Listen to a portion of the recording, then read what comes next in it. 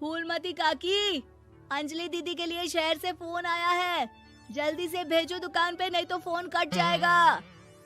हाँ हाँ बेटा, अभी भेजती हूँ। अंजलि बेटा, तेरे लिए शहर से फोन है। सब काम छोड़ के जल्दी जाके सुन ले, नहीं तो फोन कट जाएगा। हाँ माँ, अभी जाती हूँ। जरूर मीनाक्षी दीदी का फोन आया होगा। हाय अंजलि। नमस्ते दीदी, मेरा मतलब हाय, कैसी हो आप? यहाँ तो सब ठीक है। मामा मामी कैसे हैं? तू कैसी है? मेरे तो एग्जाम्स होने वाले हैं। हर रोज कॉलेज जाना पड़ता है। Lectures, extra classes, private coaching. ओ, मैं तो इतना थक जाती हूँ, क्या बताऊँ। आपकी कॉलेज वाली बहन जी आपको इतना पढ़ाती हैं, तो घर कब जाती हैं आप दीदी? अरे नहीं नहीं, ये सब सिर्फ मेरी प्रोफेसर नहीं पढ़ाती। मैं अलग से दूसरे टीचर्स के पास भी पढ़ने जाती हूँ। दीदी, फिर तो आप बहुत थक जाती होगी ना। आप ना पैदल मत जाया करो, टांगा ले लिया करो दीदी। नहीं मेरी भोली बहन, ना मैं पैदल जाती हूँ, ना ही यहाँ टांगा मिलता है। मैं बस से जाती हूँ और थोड़ी दूरी के लिए रिक्शा ले लेती हूँ। सच्ची? वहाँ पर टांगे नहीं, बस चलती है? वाह, वो भी हर रोज? हमारे गांव में भी बस आती है, दिन में 2 बार। यही तो खास बात है शहर की। यहाँ बसें पूरा दिन दौड़ती हैं सड़कों पर। और सिर्फ बसें ही नहीं, कार, स्कूटर और ट्रक भी।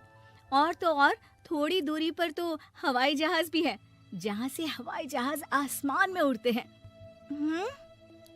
अच्छा दीदी, मैं फोन रखती हूँ। बुआ जी, फूफा जी को मेरा नमस्ते कहना। हाँ माँ, हम लोग शहर में क्यों नहीं रहते? बुआ जी, फूफा जी और मीनाक्षी दीदी तो शहर में ही रहते हैं। अरे क्योंकि तेरे बुआ जी की शादी शहर में हुई थी, इसलिए बेटा। शादी से पहले वो भी तेरे पापा और दादा दादी के साथ गांव में ही रहती थी।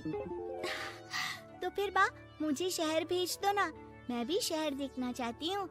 इतनी बार मीनाक्षी दीदी से शहर के बारे में सुन चुकी हूँ, अब मैं भी वहाँ जाकर देखना चाहती हूँ। बस आप मुझे शहर भेज दो।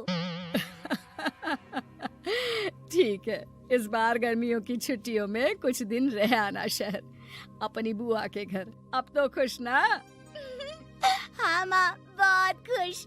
आप देखना, मैं शहर जाके कितने मजे करती हूँ। अंजलि अगले दिन स्कूल जाती है और वहाँ अपने सारे दोस्तों को अपने शहर जाने की बात बताकर चिढ़ाती है। अरे श्रद्धा, शीतल, सरोज, तुम लोग इन गर्मियों की छुट्टियों में कहाँ जा रही हो? एकादशी वाले गांव के मेले में। हम तो दूसरे गांव में नानी के घर जाएंगे, उनका घर नहर के किनारे है, बड़ा मजा आएगा। हम इस बार कहीं नहीं जा रहे, बल्कि हमारे घर में रहने के लिए मेहमान आएंगे। और तू?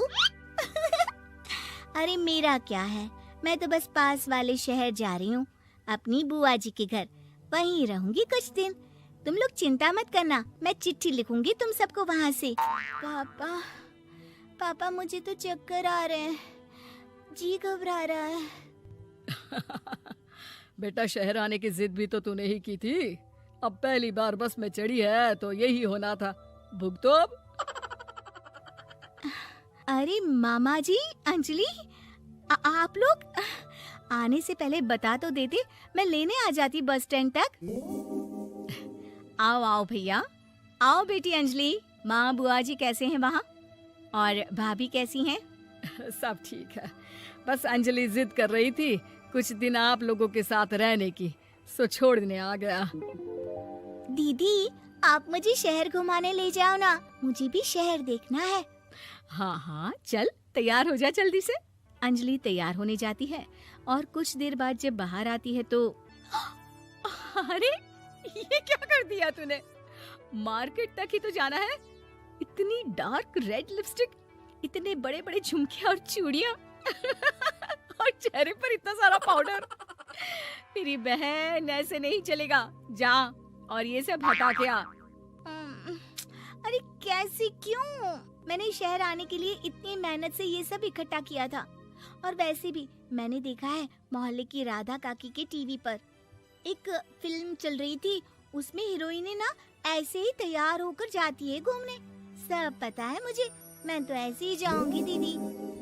अंजलि शहर की चकाचौंध को देखकर बहुत हैरान और खुश होती है। ऊंची ऊंची इमारतें, सड़क पर दौड़ती गाड़ियाँ, बड़ी बड़ी दुकानें, उसकी एक्साइटमेंट का ठिकाना नहीं था।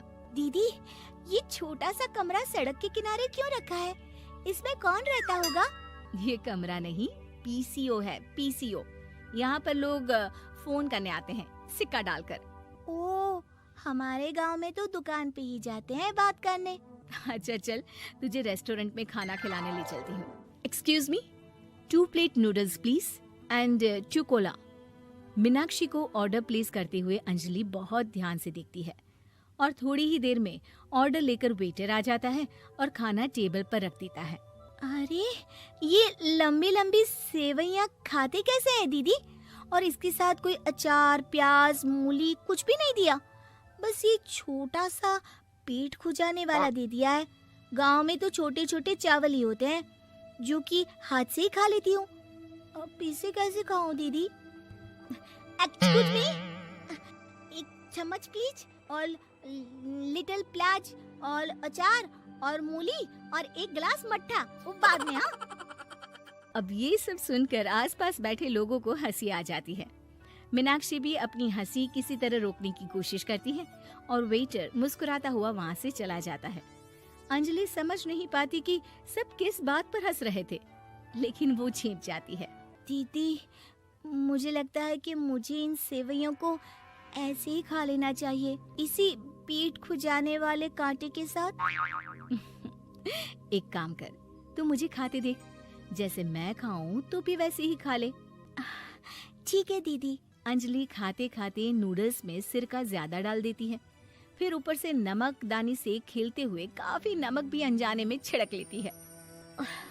अरे, ये क्या क्या खा लिया? अरे हाय हाय, कितना कड़वा है। पानी पानी, ये काला शरबत ही पी लेती हूँ।